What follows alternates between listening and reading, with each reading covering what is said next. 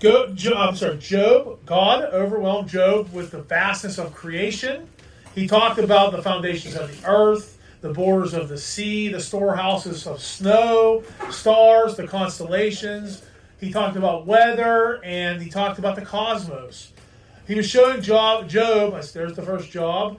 He's showing Job that he is not the one running the universe. Job is not the one running the universe. But in 39, God brings the argument down from the cosmic level to more of a creature level. God is trying to tell Job that he is present and in charge of everything around him. God took Job on a tour of creation itself in chapter 38, and he showed Job that the universe operates on wisdom far beyond any of our understanding. We can try to figure out all we want. We got scientists telling us all kinds of stuff, right? And we don't know if they're right or wrong. It's all theory. Some things they're sure on, but science is we talked about this 2 weeks ago. Science is us figuring out how God's creation works. That's what science should be used for. But God shifts the spotlight here from the greatness of creation to the mystery of creatures. And it's fascinating the animals that God chooses to use in this chapter. They're wild, they're untamed, they're independent, and they're beyond our mankind's control. And that's the theme of the chapter, really. Job had questioned God's governance of the world, and God responds by showing Job there are parts of creation that Job does not control, that I don't control, that the highest ranking officials don't control. Yet God cares for all this perfectly, these animals that we can't tame and all that. This isn't a tour of the zoo or a zoology lesson here. It's about God's sovereignty, his sovereignty. And what is that? He can exist on his own. He doesn't need it, right? He controls all things. Every animal is a sign of God's wisdom, his provision, and how he rules over them all. All of them. Every animal in creation. And they are animals that we see as strange, reckless, and uncontrollable. To us, creation looks chaotic, but God sees purpose where man sees confusion. And that is the lesson for Job, and it's a lesson for us tonight. God is telling us you don't need to see creation from my level of wisdom. And when we try to figure it out, that's when we get tied up in a lot of nonsense. Don't try to be God. One of the books that I'm reading to study for this is called Let God Be God. And we have to do that. We have to let God be God. And I've been listening to that song, The Author, like crazy, because what that song's saying is, who am I to question the author of my life? And it's speaking so much into my life right now, and who Job is, and really, Job's only fault was questioning God and his fairness and all that. That was really the only thing he did wrong. We have some unfinished business to attend to in chapter 38, though, before we move on to 39. So we're going to start, let's read the whole chapter, but we're going to start in 38, 39, because it's an awful chapter break. Because he goes into animals at the end of the chapter and away from, that's why I'm saying it almost feels like you should teach these two together. But we have limited time here, and I don't want to keep you here until 10 o'clock. So let's start in 38 to 39. Go ahead, Al, you start. How much you want? Just one verse, yeah. Can you hunt prey for the lioness or satisfy the appetite of a young lion? Verse 39, can you hunt the prey for the lion or satisfy the appetite of the young lions? When they crouch in their dens or lurk in the lairs and lie in wait, who provides food for the raven? When its young ones cry to God and wonder about for lack of food. So these animals don't have much in common. The lion is a predator, and the raven is more of like a scavenger type animal. But, God provides for predators. He created them. He created them the way they were. He created the food chain. Nature is a cruel thing. It's violent, but necessary to provide for all the animals. They need each other. There's a top animal and there's the animals on the bottom, and they all have a purpose in that food chain. If you know Lion King, you know the circle of life, right? So, I grew up on that a little bit, so I know that. So we usually screw these kind of things up as humans. We do it all the time by introducing animals to unnatural habitats. We do it all the time. We saw that in they wanted to bring the silk industry to America. I think we may have even talked about this before. And they brought all these moths in, and they started destroying our forests. So they had to use pheromones to kill all the moth and basically prevent the moths from mating. So it's a pretty interesting thing there if you want to look at it. I can't remember the name of the moths, but that's something that we did that went terribly wrong. And I know that they introduced other types of animals, and some of you guys may know other examples. I don't have any written down. What, you got one? Ladybugs. Okay. Okay. Okay. I never knew that. I didn't know they weren't natural in this area. But I think that they brought some kind of bird or something here to kill the stink. No, it was the stink bugs, but they brought something here to kill the stink bugs. But I thought they brought the stink bugs to kill something else. I don't know. It's just a whole mess, right? We keep screwing up all these ecosystems that God has set up perfectly.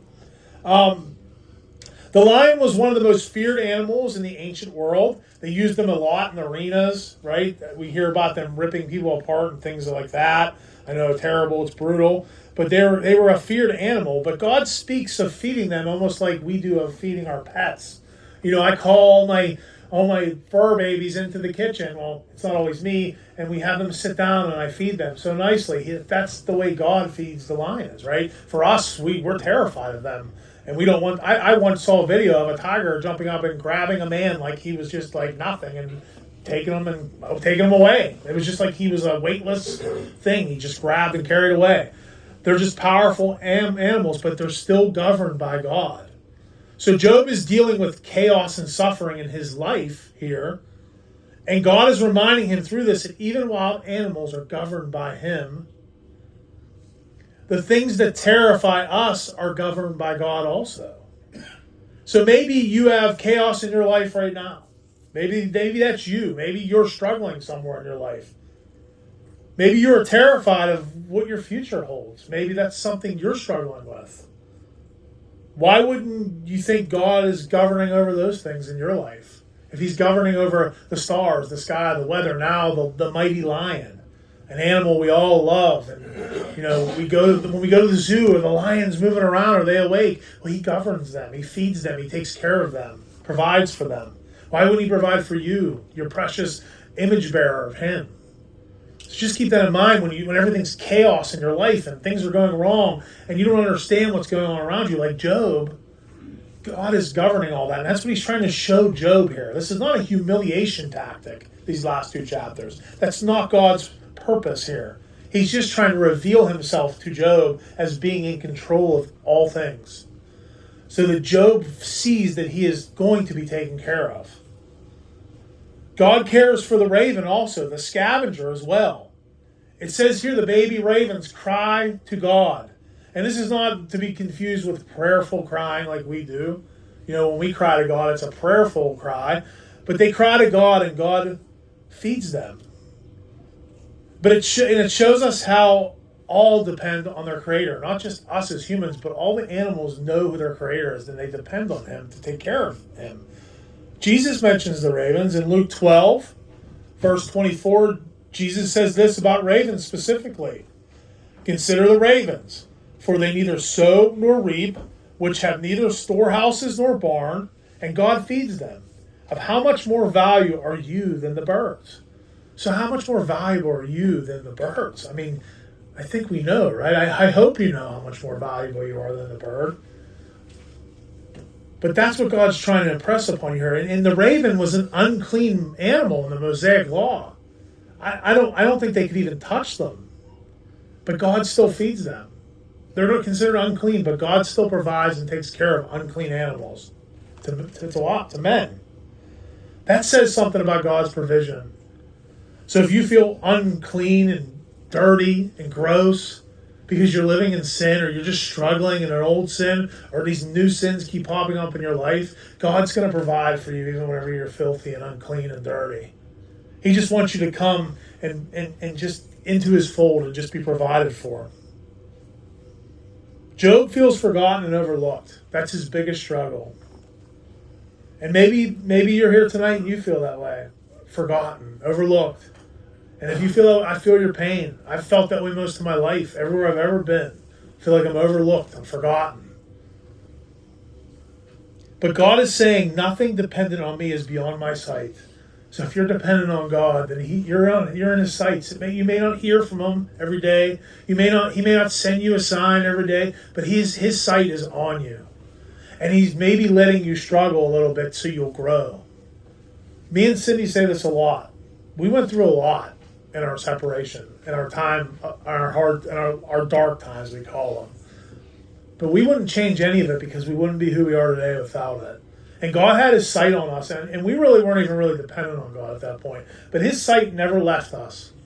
He knew what he had planned for me and her. And his eyes were on us at all times. And he was just waiting for me to break so that I could finally turn to him, because that's what I needed. So just remember that you're not beyond his sight. No matter what you're going through, no matter what your struggle is, he's watching and he's providing, and he's maybe throwing that piece of wood down so you don't fall in a hole right before you fall in it. You don't even know he's doing it. I just taught this in Balak and Balaam, the story there. God's fighting battles for you. You don't even know he's fighting. People trying to destroy you. People bad-mouthing you behind your back. You have no idea what he's doing in the background. You know, the slow driver on Streets Run Road may be there to protect you from dying in a car accident 5 minutes up the road that you would have made it to if that slow driver wasn't there to block you. And trust me, I'm always running late in the morning. I kind of find that funny about me. With church, I'm 3 hours early, but with work, I just get there at 7:30. Right. Okay, chapter 39. That finishes our business in 38. Okay, verse 1 of chapter 39. Do you know the time when the wild mountain goats bear young? Or can you mark when the deer gives birth? Can you number the months that they fulfill? Or do you know the time when they bear young? They bow down, they bring forth their young, they deliver their offspring. Their young ones are healthy, they grow strong with grain. They depart and do not return to them. So these animals don't have hospitals or epidurals or medicine or doctors. I know saying you want an epidural, I get it. But they don't have all of that. Right? But they have their babies in remote places, unseen to us, yet fully known by God. He's with them, protecting them, watching over them. God oversees the life process. I think I said this, I don't remember which teaching I said this, but God is there the day you're born, and he's with you the day you die. And he's walking you into this life, and he's walking you into the next life. That's our God, and that's what he does for the animals too. We're more special than the animals. I don't want to get this twisted here, because I love animals, but we are held higher than the animals. But he provides for them. He walks with them. He takes care of them. He makes sure their birth processes go good. Life continues because of it. No shepherd or vet to take care of them. Remember, we have no domesticated animals here. These are all wild animals. There's no human assistance at all. Life flourishes because God designed it to. Period. He is saying, I see all of this, yet you think for 1 second I missed your suffering? I saw the birth of Bambi, but you think I missed your suffering, Job? I see it. I see you. My eyes are still on you, Job. We think human civilization sustains the world, but creation thrives in places where we contribute nothing. We don't need to be here for this world to flourish. God has it under control. We're here because God wants us to be here. We're supposed to be taking care of this place. Remember, we were to work in the garden. That was Adam and Eve. They were to work in the garden. It wasn't just sitting eating grapes all day. They were to work, but work was joyful. They probably didn't break a sweat. There probably was no sore back after the day. They probably got to eat cake all the time. That's my dream. But, what I'm saying is that, like, we don't have to be here, but God wants us here. The world will flourish without us. Our civilization does not hinge on whether Earth exists. Verse 5. Who set the wild donkey free? Who loosed the bonds of Onager? Whose home I have made the wilderness, and the barren land his dwelling. He scorns the tumult of the city. He does not heed the shouts of the driver. The range of the mountains is the pasture, and he searches after every green thing. So the wild donkey is a symbol of untamed freedom. And I don't know if you've ever, I told people to do this before, but there's this video of this donkey, man. He's not a wild donkey, of course. I don't know how wild donkeys are, but donkeys, from what I see on videos I've watched, are pretty happy animals. They're silly, but they're happy. But man, this video, this woman yells the donkey's name, and the donkey's not a mile, but a few hundred yards away, and it starts going like donkeys do. I'll never do that again. Wow. And it got so excited and ran all the way to the woman. But this has nothing to do with what I'm about to tell you about donkeys. But that's a tamed donkey, right? But donkeys they're a symbol of untamed freedom. Wild donkeys. Domestic donkeys are controlled. They're burden bearing, and they're owned by somebody. You heard them say in the one that he doesn't have to listen to the shouts of the driver, the wild donkey, right? He's free. The wild donkey's free. He's ungoverned. He roams where he pleases. But God designed both of those animals. They both have a purpose. Not everything in this world exists for our usefulness. There's another thing where we get it wrong. We think God created everything for us to use, and that's not true. Everything in this world is ours to use. Unfortunately, in human eyes, we associate usefulness with value. But God cares about all animals, even the ones that we think are worthless or useless, or what can I do with that stupid animal over there? It's useless. I can't get anything out of it. He even cares about the ones that can't be controlled or monetized in some way, because that's how we think. How can I make money? How can I make money off of this? The wild donkey exists simply to be part of God's wise creation. That's the only reason why. There's no other purpose for him. God's purposes are much bigger than our productivity. So God's not sitting up there going, well, my purposes are important, but it's more important that they're productive down there. That's not what God's purposes, it's not more important than his purpose. So think of that when you deal with people who have nothing to offer you. How do you treat people that have nothing to offer you? Somebody that maybe has less money than you, or maybe you know more about the Bible than them. Maybe in every level of life you're higher than them. Are you going to be willing to be that person's friend? Are you going to be willing to walk with them and talk with them? Maybe take them to a pirate game, or just do something with them, or just bring them in the fold of your life, make them your friend, because they have nothing to offer you. Maybe they don't even have a driver's license. You have to go pick them up and drive them everywhere all the time. The measure of a man or a woman can be measured on how we treat people that can do nothing for us. What are you willing to do for somebody that can't do anything for you? And the answer to that's simple. You're just called to love them. You're called to be there for them. That doesn't mean you should carve out your life savings for them so they can, do whatever they want. That's not what I'm saying. What I'm saying is really what we're all looking for in life is people to love us. That's what we really want. We want to be loved by people. We want to be included in things. Even the people that do sit by themselves and don't talk to people, they want to be with you. I tell this story a lot because sometimes when you look at somebody and they isolate themselves, it's not what you think. But whenever I first became a Christian, I would walk in a room and I would look for the first empty table, not because I didn't want to sit with people, but because I didn't think anybody wanted to sit with me. That's how I thought about myself. That's what I thought about myself. And because of people like at our church, and you guys all know about the people at our church, they will not let you sit alone. They will either come sit with you, or they will guilt you into coming sit with them. I'm just kidding. They don't guilt you, but they invite you to come sit with them. And it takes time to just accept it that, wow, these people actually like me, right?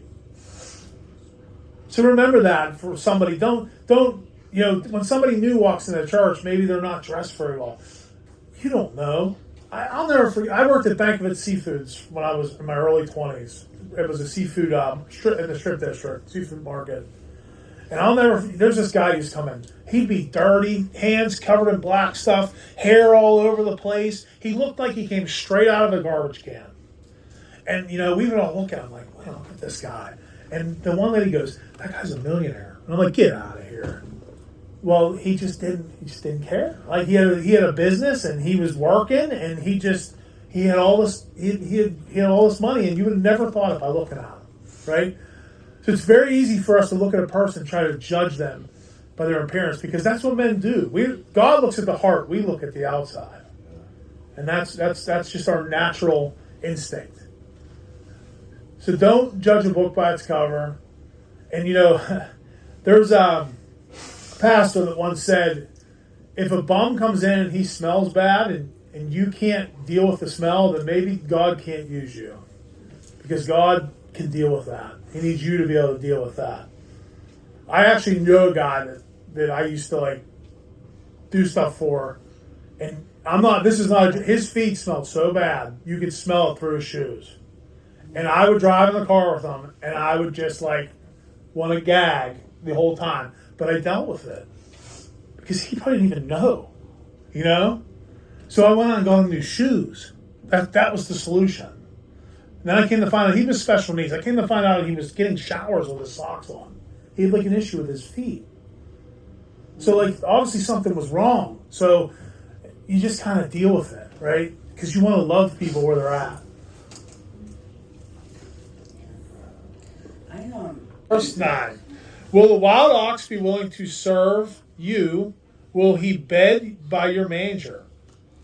Can you bind the wild ox in the furrow with ropes? Or will he plow the valleys behind you? Will you trust him because his strength is great? Or will you leave your labor to him? Will you trust him to bring home your grain or gather into your threshing floor? So the wild ox is an enormously powerful animal. Some strength can't be domesticated.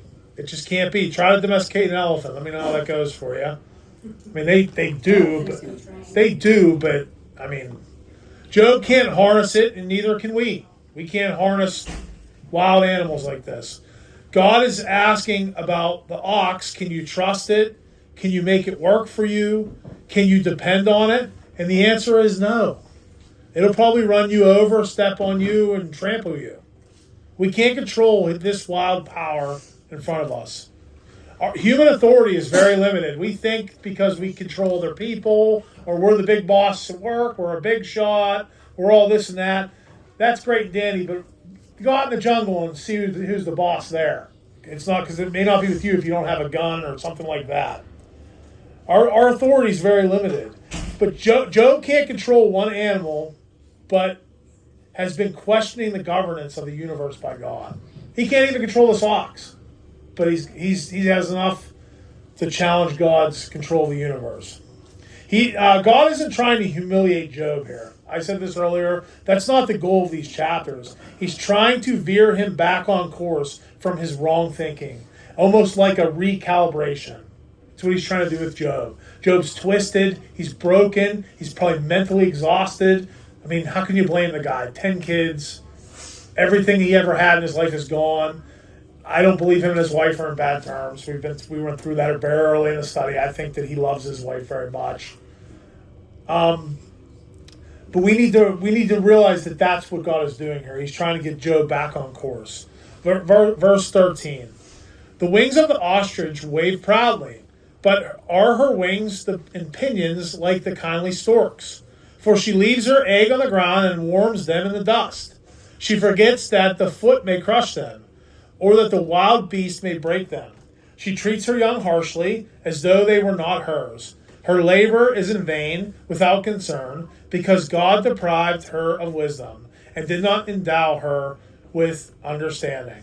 When she lifts herself on high, she scorns the horse and its rider. So there's this girl that does TikToks or something, and I think it's an emo. It's not an ostrich, but they're part of the same family. Emu. What is it? Emu? Emu. Is it the one she's soft? Yeah, she yells at it all the time. I can't remember its name. It has what is it? Tina? Yeah. That's the girl or the name of the It's emu? She like yells at it all the time. Don't you dare! Don't you? And it knocks the camera over. Okay, they're Yeah, I goofy. saw that. They're goofy, silly animals. But You guys are on the internet way too much. I'm sorry. But but she's been on like the late night shows and everything. She's like kind of like Instagram famous, I guess. You know, this is fascinating scripture, and it's almost funny. The ostrich is a funny looking animal. I mean, there aren't many animals that are more funny looking than the ostrich. It talks about how careless of a mother it is, and its strange behavior. But even if it is a bad mom and it doesn't do well in that, God still created it. He still loves it. But in 18, God gives a twist about the ostrich. The ostrich looks absurd, but then it runs. And they're saying he's saying it can outrun a horse. I mean, imagine that, a horse. One of the most powerful animals you'll ever see, a horse. The ostrich can outrun it. It looks up at the rider and laughs at the rider. And I could like see an ostrich doing that. We judge quickly. We may look foolish. What may look foolish may still possess God-given purpose in life. We judge quickly on what we see before we actually think of what the purpose is. You know, I worked with a guy in my early 20s when I worked at my uncle's restaurant. His name was Vince. I remember him really well. He was a scraggly old man. To me, he looked like he was in his 70s. He was probably at 50, now that I look back.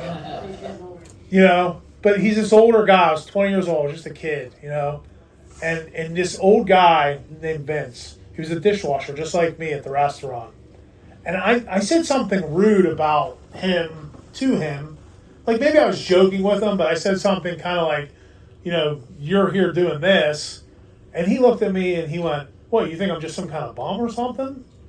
He's like, this is my second job. He's like, I have 3 college degrees. I'm just doing this to help make ends meet. And it just set me back. Like, and we were cool after that. It wasn't like anything bad between us. But I judged Vince by the way he looked. He had this terrible smoker's cough. Every time I'd go back and he'd be missing, he'd be out back smoking a cigarette. I probably at that point was joining him. But, you know, I judged him just by the looks and where he was at in life and what he was doing. Because when you're 20 and a 40, 50, 60-year-old guy is doing the same job as you, making $6.25 an hour, you kind of look at them and you think lowly of them. But it taught me a valuable lesson about don't judge things based on what they look and think that they're foolish. This was no foolish man. This man had probably lived twice the life I had already. Probably had twice the experiences that I've ever seen in my life. And there was a lot I could learn from him. And we joked around and had a good time. I mean, none of you have ever worked with me, but that's kind of the guy I am at work. I like to joke around. I like to have a good time. There's no point to be so serious all the time. Don't get me wrong. We need to be at times. But if you saw the way my workplace is, you'd probably understand why we are the way we are. But, you know, then I think of things like the platypus. Has anybody here ever seen a platypus? It has a duck bill, a beaver tail, it has otter's feet, it lays eggs, it has venomous spurs to protect itself, and it even glows if you put an UV light on it. All the things. Right, so what purpose? It looks like God just took all the leftover parts of other animals and said, okay, we're going to make the platypus now. That's what this animal looks like. But God uses the animal to control populations of things like insect larvae, worms, small crustaceans. So it helps with ecosystems, but like the ostrich, just because it isn't useful to us, it doesn't mean God doesn't care about it. Here we are again at this, right? The ostrich has, what good are ostriches unless you like giant omelets, right? What do they actually purpose do they serve? They may headbutt you or steal something off. They may steal your hat. I always laugh because I'll never forget when we went to the zoo once. I leaned over to look at the giraffe, and the guy the guy that worked there goes, "He's known to be a thief. Watch your hat." You know what I mean? So, but that's the ostrich. What use are they to human beings? They can drown in the rain. They do. they look up and. Turkeys, those turkeys. But Sir? but God sees design where humans see disorder. And that connects again to Job's suffering. Job sees nothing but chaos in his life right now. But God sees the whole picture of Job. He sees who he was, he sees who he is now as he suffers, and he sees who he's going to be in the future. I'm not a Calvinist. I'm not saying he controls every little aspect of your life, but he knows what you're going to do. He knows the design of your life. We can change it. We can screw things up, but he sees that, and he knows where we're going to be. So, he sees the whole picture of Job. And, he probably wishes, God doesn't wish about anything, but he probably, maybe a couple times he's like, I'm going to go in and get him. And then he was like, no, I got to let him sit there a little longer. I got to let him sit a little longer. And not that God's questioning himself, because God knows all, he's all powerful. But when you're sitting in the fire, it's real easy for somebody that's outside the fire to sit and say, God's just working on you. He's just refining you. Everything's going to be fine. Meanwhile, you have diseases, you've lost people, whatever you're going through, it's easy for the people that aren't in the fire to sit there and say things like that. But remember, God sees the whole picture. He sees what you're going through. His eyes have never left their sight on you. Always remember that. If you remember anything about tonight, remember, no matter what is going on, his eyes are on you if you're dependent on him. Verse 19, have you given the horse strength? Have you clothed his neck with thunder? Can you frighten him with like a locust? His majestic snorting strikes terror. He paws in the valley. I don't know why he doesn't hoof instead of pawing. That's just me, I guess. And rejoices in his strength. He gallops into the clash of arms. He mocks at fear, and he is not frightened, nor does he turn back from the sword. The quiver rattles against him, and the glittered spear and javelin. He devours the distance with fierceness and rage, nor does he come to halt because the trumpet has sounded. At the blast of the trumpet, he says, aha, and he smells battle from afar, the thunder of captains and shouting. So now God talks about the mighty horse. There may be no animal used in greater purpose than the horse by man. Sure, dogs are our best friends, but think of all the things horses are used for. They're used for, not so much now, but through human history. They were used for transportation. They pulled buggies with people on them. They were used for war. They were used to do work at the farm. Now we use them more for competition or... some people still use horses for work, like, ranchers and all that, but yeah, the Amish, right. So, the horse has been one of the most useful animals in the history of mankind. Their bravery and also their competitiveness are unmatched by any other animal. They run in the horse races because they want to. They want to beat the other horse. They are a competitive animal. But God is talking specifically about a war horse here. They symbolize power, courage, and fearlessness. God talks of how it paws violently and rushes into battle.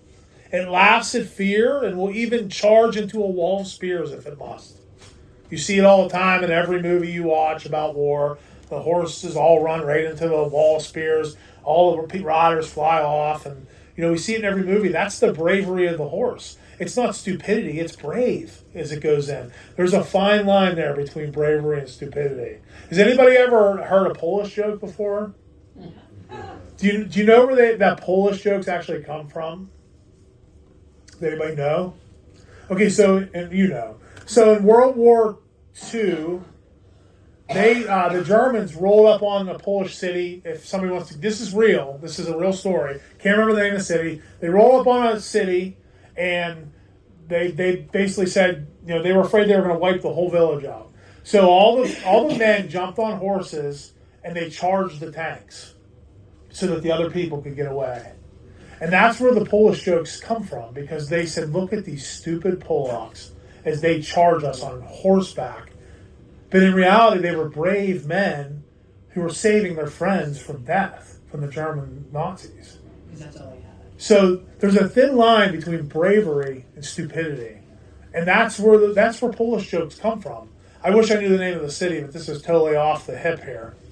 But I always found that story intriguing because we think when people were being stupid, in reality they were being brave. You hear about people drowning in the ocean, and a lot of times it's because they're trying to save another person. Because that riptide grabs you and it just pulls you away, and then when they try to go out and save them, they get exhausted, and then it takes them also. So God, Facts matter. right? Hey, can I say something? Okay, so speaking of the courage and fearlessness, these are attributes that God put into the horse. There's something that He put into them. It's not something we taught horses. We didn't say, you're going to be brave. I'm going to teach you how to be brave. I'm going to teach you how to be fearless, and I'm going to give you a competitive spirit you've never can never imagine. And I hate to break it to you, you can't really do that with humans either. Because as much as I tried with my son to make him a BMX superstar, he just didn't have the competitive edge that he needed to be a star. And there's nothing wrong with that. He just didn't have it. You take yourself as far as you want to go. And if you don't have it, you don't have it. It's how boxing is. If you want to box, you have to have that fighting, that killer instinct. And if you don't have it, you're not going to make it in boxing. So we can't create strength or instincts or courage or their majesty. There is just something about a horse. It's a living picture of created glory. Something that is so impressive that it points beyond itself to the Creator. We can breed horses and try to take all the credit for them. We can take a stud horse and put it with another champion horse and say, look at the horse that I made. But who really made that horse? Verse 26. Does the hawk fly by your wisdom and spread its wings toward the south? Does the eagle mount up at your command and make its nest on high? On the rock it dwells and resides, on the crag of the rock and the stronghold. From there are its spies of the prey and eyes observe from afar. Its young ones suck up blood, and where the slain are, there it is.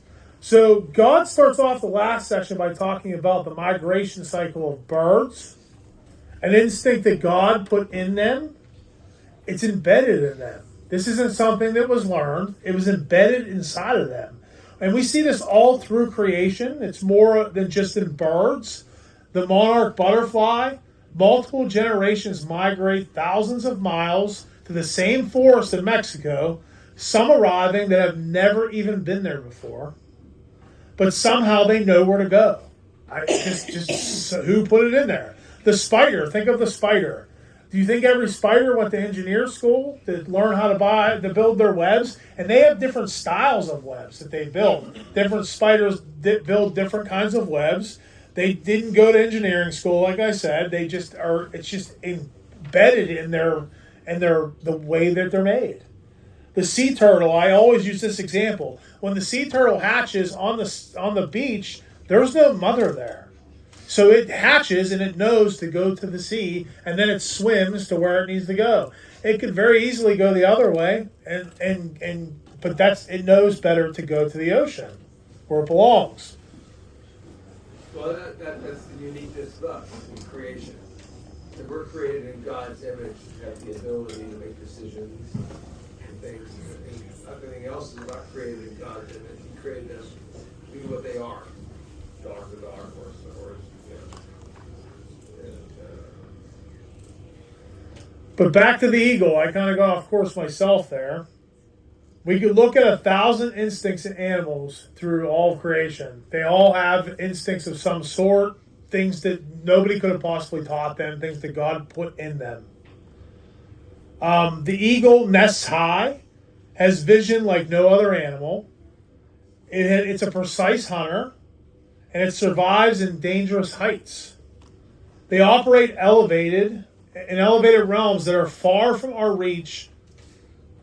And God is asking Job, who designed all of this? And the answer is Him. It's God. He designed it all. I want to remind you, he's not trying to make Job a fool here. He just wants him to understand. As we close the chapter, there is one thing that stands out here. Job never answers God through the whole chapter. Not because he is stubborn or unintelligent. We know that's not true about Job. But because God has taken him to depths beyond human understanding. God has walked him through all these animals. Every example asking the same question, who gave creation its wisdom? These animals are not random, and they speak as a witness to God. Each one testifies in its own way about who God is.